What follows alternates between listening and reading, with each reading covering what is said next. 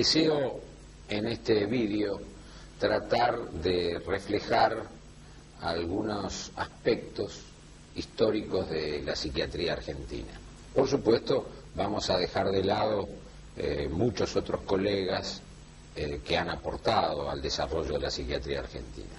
Pero en base quizás a un tema que me preocupa mucho en la última etapa de mi vida, que es la memoria, es decir, la falta de memoria a veces en todos los aspectos, en el área científica, en el área artística, en el área política, donde aparentemente todo nace como nuevo, y tal es así que en la última producción que está acá en la Fundación Ester, Espectros, el tema central fue ese, el tema de la memoria, es decir, termina la propuesta fílmica con un aforismo que dice que los pueblos que no tienen memoria están condenados a repetir su historia. Esto vale todo, de lo individual a lo colectivo. Por eso es la finalidad de hacer este pequeño aporte, si vos podría decir, porque el material que nosotros veremos es un material en algunos casos inédito y en otro de archivo histórico muy seleccionado. Yo quisiera hacer como copete a lo que vamos a ver también una especie de analogía de lo que han hecho algunos de los hombres que vamos a señalar. Yo diría que días pasados, conversando con una ahijada de tesis de la Universidad de Belgrano, del doctorado, que está haciendo su tesis con el tema contrainstitución, y me eligió a mí como padrino, trajo el texto y realmente me pareció muy acertado y original la analogía que ella hacía con tomando un literato francés trascendente como Rabelais y mostrando en esa propuesta de ese libro y lo que sería la contrainstitución o la institución. Rabelais, en su libro Gargantúa, señala que Gargantúa quiere quedar bien con un monje, el fray Jean, y le propone crearle una abadía y darle todo el país o comarca Teleme, o sea, la abadía de Teleme, para que él la coordine, la cree y aún hasta proponga una especie de recreación de la religión. Pensemos en la ubicación en el tiempo que Rabelais señala este texto. Y le propone y le dice: yo quisiera que usted forme un convento o una abadía que no tenga muros, porque los muros a su vez generan complot, concupiscencia, división, y quisiera una abadía sin muros. El fray está de acuerdo. También pensamos que las reglas generales de un convento eran la pobreza, la castidad y la obediencia, y eso evidentemente también quería una institución donde la gente fuese libre y no subordinada ni sumisa, donde podría haber interrelación hombre-mujer y donde la gente pudiese tener derecho a lograr cosas y desarrollarse. Pautas para el momento, para esta abadía de Teleme, muy revolucionarias. Por otro lado, se comentaba que en los conventos, y muy bien Humberto Eco en El nombre de la rosa y en algunos otros textos de los medievalistas, se señala los que entraban al convento, en el caso de mujeres, eran las mujeres feas, hasta medio tontas, de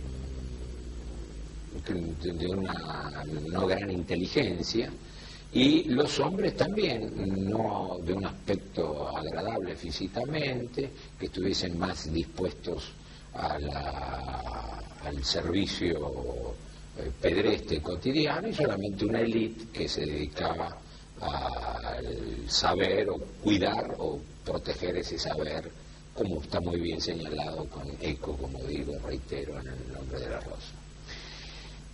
Alterar también esa propuesta, es decir, buscar gente joven para que entre esta abadía, gente agradable, linda, bella. Es decir, que en esta propuesta de la abadía de Theleme, metafórica, hablaría de una contrainstitución que a su vez genera otra institución, porque hay que tenerlo presente para un proceso evolutivo. Esta anécdota que paso a comentar de esta licenciada, que es mi ahijada en la Universidad de Belgrano, la licenciada Adriana Sciolassa, creo que es oportuna para señalar que los hombres que vamos a nombrar ahora, de distintas perspectivas, de distintos marcos referenciales, de distintos puntos de vista, fueron gente que trataron, si me permito la licencia, de apuntar a una abadía de Theleme, es decir, a cambiar instituciones que venían con una carga de tipo de cancerberos de la locura, de un tipo más bien represor de la locura, y trataron desde su punto de vista, participando de algunos, discrepando de otros, no olvidándonos de la época en que hicieron sus aportes a esta contrainstitución tradicional, arcaica, o que de golpe a veces detenida en el tiempo. Yo diría que la secuencia de nombres que vamos a ver implica, no quiero dejar de lado otra, yo termino en señalando en hombres como Bosch o ingenieros, pero yo diría que tenemos que tener presente, para no olvidarnos, los Pillon-Rivière, los Cabello, los Melgar, los García Badaraco, los Morgan, que han pasado también por estas instituciones y han dejado una estela que hemos seguido y que muchos nos hemos inspirado en sus propuestas. A continuación, nosotros vamos a poder ver en un documento fotográfico esto que les ha antecedido en esta pequeña introducción.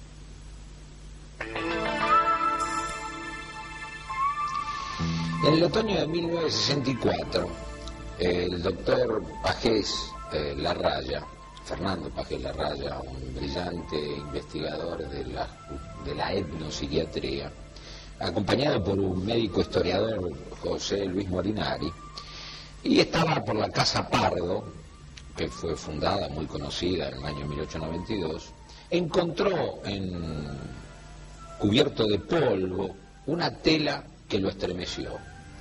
Y fue una tela de Fernando García del Molino, uno de los pintores, yo diría, de ejes en la pintura argentina, que tuvo una gran representatividad pintando toda la época de Rosas y a otros personajes importantes de la época. En ese caso, esta pintura era del doctor José María Uriarte, que vemos nosotros en pantalla, que está actualmente en la dirección del Hospital Borda, y el doctor Pagés Larraya, con su bonomía y generosidad, la donó al hospital, que fue el primer director del Hospital Borda, que se llamaba Hospital de Esa Buenaventura. El cuadro que vemos de José María Uriarte, yo señalaba que fue hecho por el primer pintor autor de la iconografía de Rosas y toda su familia, y también de Facundo Quiroga. El doctor Uriarte es el autor, este primer director, autor de un trabajo que queda en los anales de la revista médico-quirúrgica de 1865 muy curioso: un adulto con partes genitales externas dobles completamente desarrolladas. Y se refería a un joven portugués nacido en Faro que tenía doble pene como el cangrejo. Y irónicamente se señalaba su exuberante vida sexual que ello determinaba. El doctor Ludet, famoso colega, filósofo, humanista de nuestro métier, señala en alguno de sus libros que en las tradiciones de José María Uriarte poseía una marcada afición por el ajedrez, la matemática, la geología, siendo un acérrimo creyente de la tradición vulcanista, de la morfología de la Tierra, coleccionaba piedras, cristales, gemas de ornamento y las morfologías que donó a la Sociedad de Farmacia Nacional Argentina. José María Uriarte fue un analista serio en Buenos Aires y para su grandeza o su problemática tuvo la extraña distinción de ser el primer académico de medicina en esa ignota y poca privilegiada especialidad en ese momento. Y su sitial fue el número 20 y fue elegido el 4 de agosto de 1856 y reelegido el 19 de septiembre de 1857. Uriarte era, en el testimonio según Ludet, un místico de la locura, poseedor de una respetable fortuna, habitaba en la zona de San Telmo, ofreció sus servicios gratuitos a la Casa de los Dementes para llevar a cabo su labor asistencial. En el Hospicio de las Mercedes, nombre memorable de los mitos de Buenos Aires, José María Uriarte, denominó a la Casa de Dementes su Hospicio de San Buenaventura. Él lo tituló con su nueva denominación. Uriarte, de lacerantes equívocos, ya lo ha hecho en aquel que impulsó el codificador de la Biblioteca de Graduados de la Facultad de Medicina de la Universidad de Buenos Aires. Fino fenomenólogo de doble polaridad de la psicología, del tuberculoso, que pasó de la profunda depresión de su etapa primaria a la euforia final. Esto fue uno de los trabajos más significativos en su trayectoria. Uriarte, en su periodo final, había hecho tanto como cambiador de instituciones muy tradicionales, que cuando murió hubo un hecho muy curioso en la ciudad de Buenos Aires, que todos los alienados que estaban en esa institución en ese momento hicieron una procesión desde el hospital, desde el Hospicio de las Mercedes hasta la Chacarita, para despedir a ese querido hombre que había hecho tanto por ellos. Dejamos a Uriarte y pasamos a un mutante, a una persona que, como todas estas personas que yo voy a ir señalando, significaron realmente mucho para nuestra psiquiatría. Lucio Meléndez fue el primer docente de psiquiatría de Buenos Aires, riojano, nacido en 1844 y fallecido en 1901. Este hombre participó de la Guerra del Paraguay. Cuando finaliza la contienda se gradúa en 1872. Alterna la docencia de las cátedras de dermatología y quirúrgica con patología mental, de gran experiencia lograda en el asilo de Buenaventura. En el hospicio puso en práctica las teorías de Pinel y Esquirol, admitiendo que fue un maestro pragmático de amplia cultura general. Las historias clínicas de Meléndez figuran antecedentes de la etiología del tratamiento, de los procesos que analiza, relevándose un observador fino y prudente. A su muerte se produjo fue un universitario brillante y fue el verdadero gestor de la cátedra de las enfermedades mentales. Y cuando falleció hubo una pequeña cefalía, pero que rápidamente cubrió un colega de la envergadura de Cabré. Clínicamente era sagaz, entrevió importancia de la herencia en la patología mental y su producción científica fue enorme y muy elogiada en la época. Meléndez en la psiquiatría forense, son de sus estudios de alta precisión y claridad, sucediéndose en ellas antecedentes de causa, evolución y clasificaciones. Meléndez otorgó gran jerarquía a la generación hereditaria, teoría desarrollada por Morel en 1857. La autoridad de Meléndez, como hecho anecdótico, se puso de manifiesto con motivo del crimen cometido en Buenos Aires por el inmigrante José Vivado, quien después de matar a su padre fue sometido a examen por parte del Consejo de Higiene Mental. La corporación dictaminó que el asesino estaba en uso de la razón cuando cometió el monstruoso hecho. Sus integrantes, doctores de envergadura como Porcel de Peralta, Gutiérrez, Santillán, Kelly y Tomás Perón, solamente este último, Tomás Perón, estuvo en disidencia con los colegas y los diarios de la época como Nación y Libertad. Con énfasis, el doctor Perón proclamaba la insanía de Vivado. De inmediato, el doctor Meléndez ofreció juicios suyos al respecto.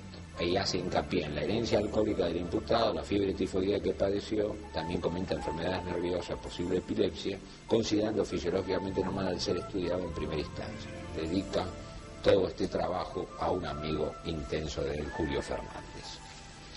Pasamos a otro gran colega, y yo diría como un adelantado de muchas técnicas de la actualidad. Quiero dejar presente que el doctor Lucio Meléndez estuvo como director del hospital entre 1886 y 1892. Ahora pasamos a hablar del doctor Domingo Cabré, 1892-1922. El doctor Cabré, nacido en 1859 y fallecido en 1929, maestro de muchas generaciones, logró el cargo de profesor titular y director del Hospicio de las Mercedes. Tempranamente ingresó en el hospicio en 1884 y se retiró en 1916, cuando era director. Al igual que Meléndez, Cabré sintió la necesidad de llevar al alineado para brindarle una atención integral y provocar propuestas novedosas, sobre todo para la época. Entre sus innovaciones figuran las salas de clinoterapia, la intensificación de la laborterapia, como él denominaba. Su máxima conquista habría sido la creación de colonias y asilos admirados por compatriotas y extranjeros, a razón de que Lulé dice: Cabré fue nuestro Pinelli. Y vamos a ver en fotos que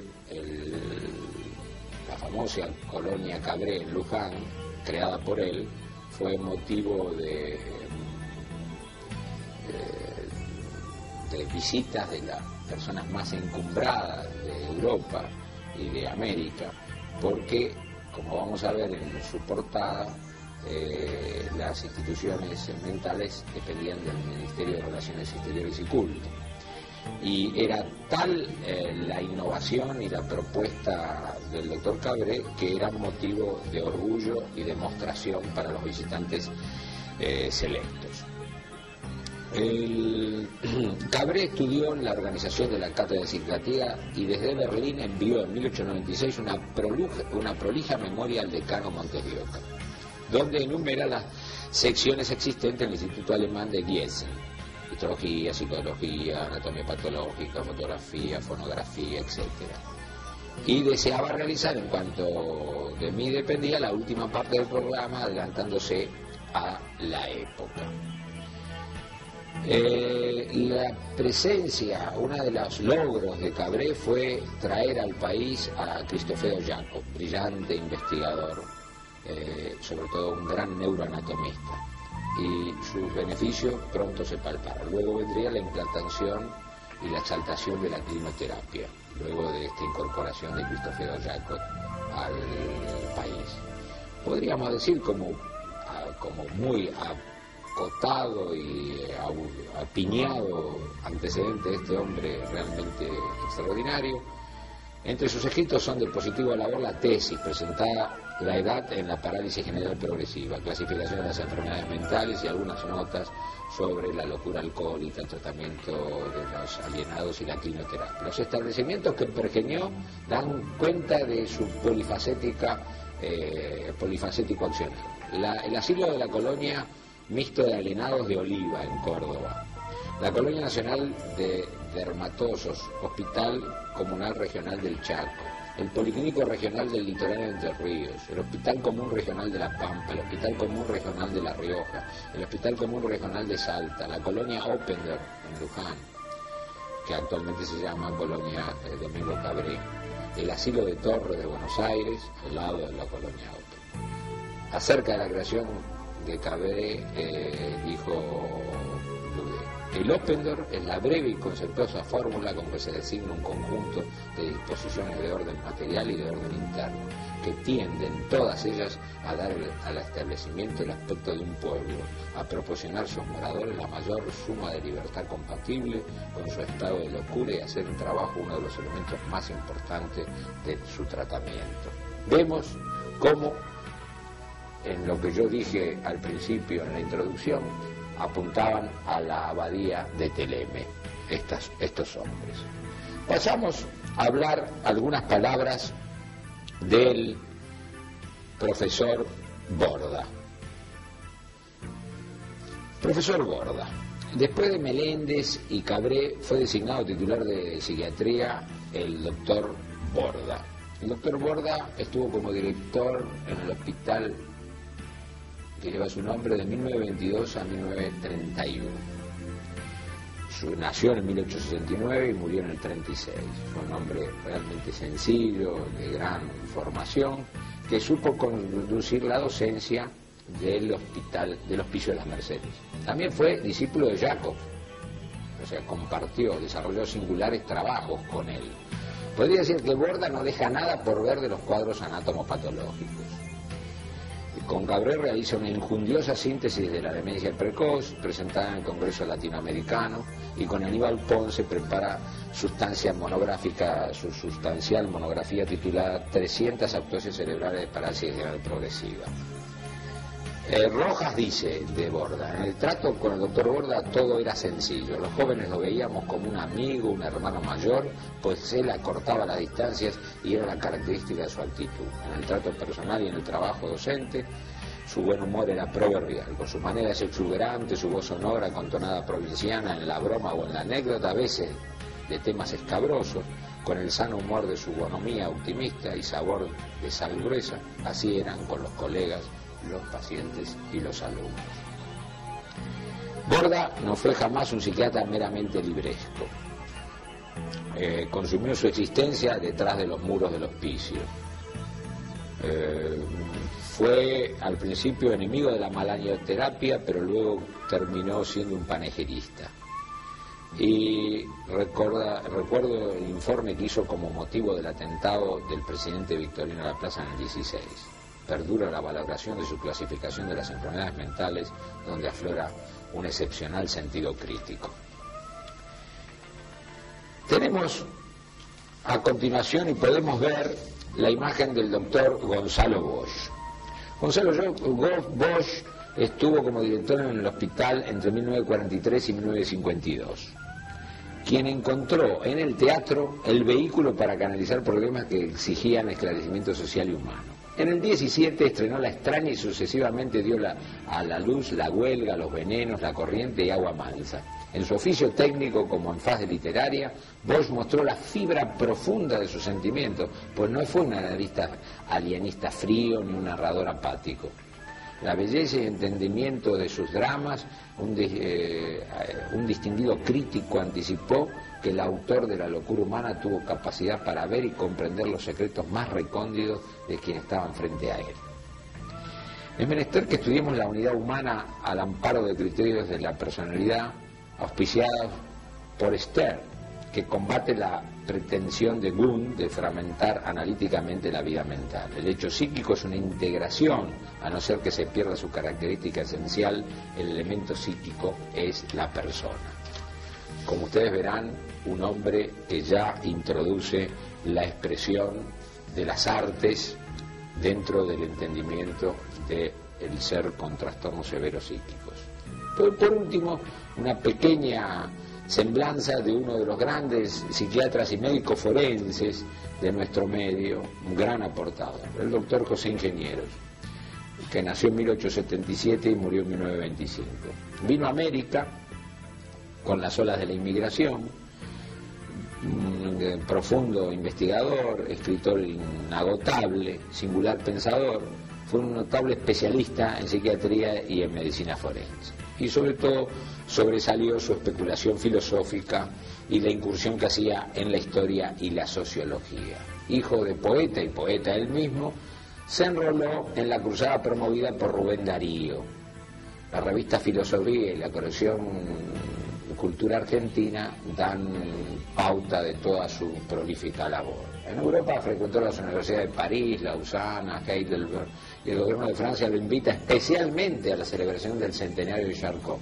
Filosóficamente Ingeniero es uno de los señeros representantes del positivismo. Él había nacido en Palermo, Sicilia, siendo sus padres periodistas socialistas, Salvatore Ingeniero, quien emigraba a la Argentina por razones políticas. Aquí ingresó en el Partido Socialista y fue secretario de Juan B. Justo. Con Leopoldo Lugones fundó el periódico La Montaña. Durante la presidencia de Roque Sáenz Peña se efectuó en la Facultad de Medicina un concurso para promover la cátedra de Medicina Legal. La terna de participantes fue encabezada por Ingeniero. A pesar de esta situación, el presidente ignoró la prioridad antedicha y se inclinó por la designación de otro candidato. Con gran resentimiento, el maestro, desplazado, se ausentó a Francia y allí escribió la obra cumbre de él, El hombre mediocre, impreso en España, personificando a Sáenz Peña en sus páginas, circunstancia advertida por los intelectuales argentinos. Sobre este libro destaca Manuel Gálvez. Sería injusto callar los méritos del hombre mediocre, aunque en algún capítulo hubiese excesiva influencia del libro El hombre del genial pensador católico francés Ernesto Hello, influencia que en varios párrafos se convierte en gran imitación. No cabe duda que la obra del argentino es un profundo estudio de la mediocridad en todos los aspectos. Ustedes verán que en este pequeño raconto de estas genialidades vuelven al punto común de la iniciación, la abadía de Theleme. Y como cierre a esta pequeña cabalgata y recuerdo de algunos colegas que han hecho camino, quisiera cerrar este vídeo con palabras de Julio Cortázar, que en una hermosa publicación que se llama Humanario, donde la introducción la hace el doctor Fernando Pajés Larraya y el documento fotográfico está por Sara Facio y Alicia D'Amico, que vamos a ver acá fotos, son brillantes fotógrafas argentinas. Cortázar, con su talento que siempre nos tenía al día para poder pensar, discurrir, reflexionar, voy a acotar algunas palabras de su introito. Es cierto que de alguna manera los poetas nos proponemos siempre como los antagonistas de cualquier gueto y antecedemos, aunque solo sea cronológicamente, a los psiquiatras que están echando abajo tantas alambradas y gorros de cascabeles. Narrador entre dos aguas, el poeta no sabe gran cosa de eso, que sin embargo algo en él sabe y formula.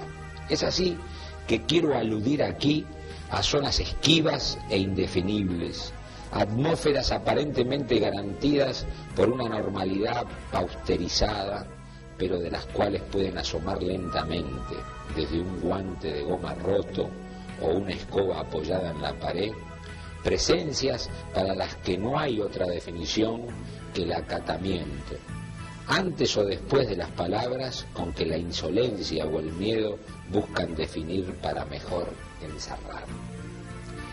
La gran paradoja es asomarse a la locura sin estar loco.